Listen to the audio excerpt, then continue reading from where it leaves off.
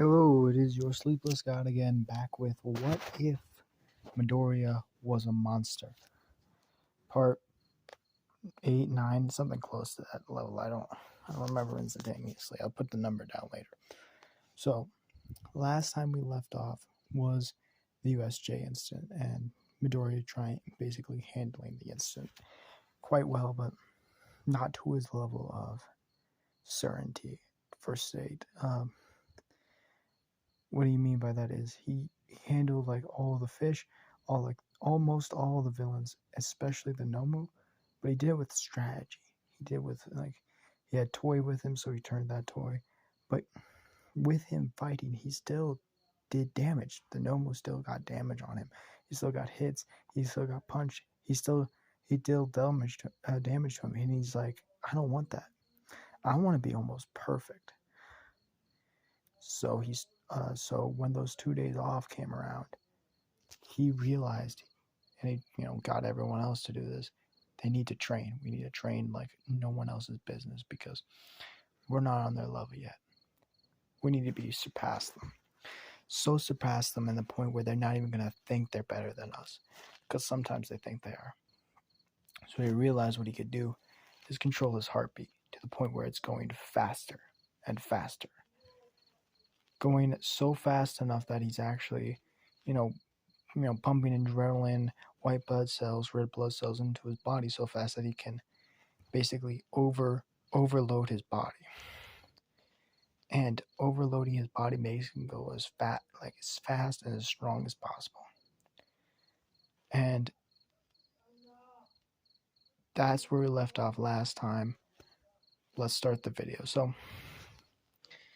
when he was doing this training, basically getting used to basically over tracking his heart, someone came up to him, a very big figurehead of the community, a person that actually let this ploy of the overthrowing of the government allow and actually helped with it.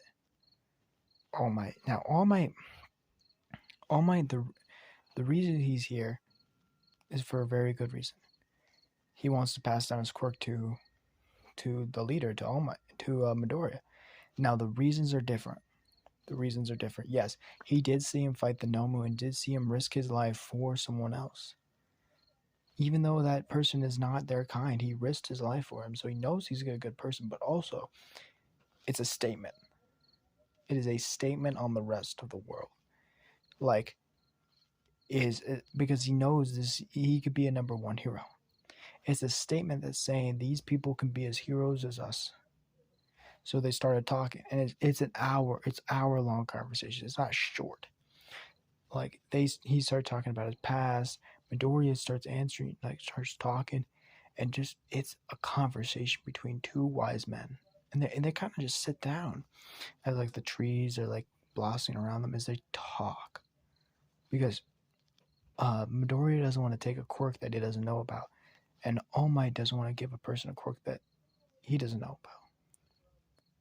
So they both are getting this conversation, and after the conversation, Midoriya does take the quirk of All Might. So he has to get used to two things, technically, the training of overstrucking his art and All Might's quirk. But All Might's quirk is not that hard to, it's just balancing the power. Not putting too much into one blow. Basically filling up a water bottle. Or filling up a glass of water. It's you have to have it, you can't dump too much in it or it's going to overflow. But you need to dump a little bit in so you can fill yourself up and get ready to go. So that's what he's kind of doing. He's basically just testing how much he can fill. How much he can fill until he starts breaking things. And it's a good percentile rate. He starts with 1%. Can control that pretty easily. Nothing too harsh about it. 2%. Okay. Nothing taxing. 3%, 4%, 5%, 60%. He gets all the way to 20% before he can actually start feeling the tax. It's about 25% where he starts taxing out. He can go all the way to 100, but it's basically how can I mention this? It's going from running short distance to trying to run a marathon. You're gonna overwork yourself, and you're gonna start busting things too easily, and like you're not gonna be able to. So like when he's not gonna try to rip his body because mostly he doesn't want to. He does have a healing factor, but he doesn't need to overwork his body, especially before the tournament. But he gets used to 20% pretty easily. He starts, getting that pacement down. It's like running. You got to get that pacement down. So like he goes to a mile. You're getting that pacement down for a mile, 2 miles, getting that pacement down, 3 miles, getting that pacement down. He just got to get used to it. So get that used to that 20%, and he's starting to get used to overclocking his heart. It doesn't do too much damage to him for now, but like it might do later. So he's trying to get used to that overclocking now. So his body doesn't have to, his body's not overflowing. His body's not changing. So when the tournament happens and everyone's up for the count, his crew is ready. They've been training. They've been getting better constantly. They've been constantly getting better and better and better and better and better. They're not trying to stay stagnant. So when they get launched off and Todoroki tries to freeze the ground, instantaneously Midoriya just smashes him in the back, just boom, hits him in the back, and they launch forward as they start announcing, okay, now the immune number one, called the captain, is on the field. He's running his first place right now. Oh shit. Bako Katsu. It's like Bako Katsu going number second, bouncing up to number first, as like Midoriya is like first, my ass, uses 5%. Midoriya, the captain, bouncing up forward, going for large ground, as it's just like, oh, it seems like the Mutant crew on the back are the BFG teleporting over, and Toy are up on the field. They're running as teleporting over teleports straight over Midoriya. As it's like, teleporting girl at first place, going for the long haul. As teleporting girl just says, she smiles and just says, Captain, they're not running this one. As she teleports away, and it says, teleporting girl has finished the race, first places. The captain smiles and just says, I was not planning on winning. As he hits 10%, I was just planning on at least getting second. As he launches forward, going like at least 125 miles an hour, just one, like not like for long term, but just like quick, like one step, just boom. He launches forward and he starts sprinting as he starts moving faster and faster and faster and faster as one step becomes 2, 3, 5, 6,000 steps into one single movement. Like it almost looks like it's like flashes. Like they see him for a couple seconds. Like their eyes can only see him for a couple seconds. Then he disappears again. A couple seconds, disappears again. It's a beautiful change. As Midoriya is getting used to the speed, getting used to the angles, getting used to everything he's doing, and he's not really changing that much of a rotation. He's not doing anything weird. And when he finally lands in second place, he puts his finger up and says number one. Even though he got second, but it doesn't matter. He got number one. It just shows the Mutant crew how better they can be. They can be better than they can be. It doesn't matter. But Bako's number 2, BFG's number 4, Toy's number 5. The only reason Toy got number 5 is because he hit the back on the BFG, just getting a ride.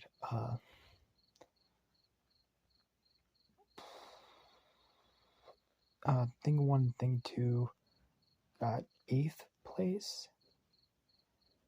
Only because they're not runners. They're never gonna be. They're tag teamers.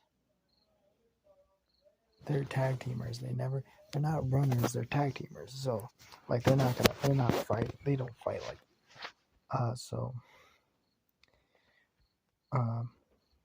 now we start the chariots. Now, chariots, pretty even. nothing changes, but obviously the captain's team is the BFG, Toy, and both twins, and also Teleporting Girl. They all put them together mostly because, and like everyone's like, that's unfair, bro. That's unfair, bro. It's like the captain's like, no one cares. Like I do. I care about fairness. It's like no one gives a shit, you fucker. As Toys, obviously the horse on this one, mostly because she's incredibly dangerous if close range, and the people have to get close to her to touch her. So for their strategy, it just works better. It just works that way. You have to get close for them to, touch them. They have to get close, and they are aggressive. So instantly on that bell, Midoriya says, launches out, grabs something, grabs one of them, launches back. Just instantaneous, and this cuts out a lot of the team. Surprisingly, this cuts out like a lot of them. Just like fast movement, just grab, dodge, grab, dodge, grab, and that knocks out like at least 50% of the team by themselves. And at the end, their first place obvious, but their numbers are so diminished because like Midoriya's the captain's team was so merciless. You see like toys, like dolls laying the ground. You see like massive craters in the earth itself, as they realize like this team, oh shit, this team, as they start now they're like, holy shit, wait, we don't have enough for combat, really, like not enough to get the crowd riled up. So what they do is they add a fourth round into this, where it is the people who are now still up against the people who have lost, and it's basically like it's a weird game of like if you guys have never played this, I'll explain the rules. So Matt, okay, so the rules of this game is the people who are now not in play can tag someone in. If they tag someone else who isn't, they are now in play, but they must tag them on the ankles. Basically anything from knee down. Anything from knee down is perfectly fine. If they tag that, they are now part of the enemy team. The reason why they do that is because if they didn't, Bakugo would be out. Kirishima would be out. Momo would be out. Denki Kaminari, Ashoshida, a bunch of the Class 7A members would actually be out because how aggressive they were. And starting this game, majority of his entire viewpoint on this was just hide his ass. Like he's like, I'm not gonna be aggressive. I'm not gonna. But you hear Bakugo just blasting down the streets. Where the fuck is he? As he does get back into the play, but he is gunning. Like he doesn't care anymore that he's like off the play, on the play. He's just blowing up shit. As like it's a set of what I thought it was, like a fun kind of. It realized that it's a lot easier to knock someone out, fight them, and then tag them. Knock them out, hit them hard, I don't care. And then go into, the game itself. It's just a lot easier. It's not changing the rules, it's just doing what they thought they would be easier. And when they got to the point where they just started, Icy who got tagged on accident, just not paying attention, just the entire city block to, tag someone to, be back in.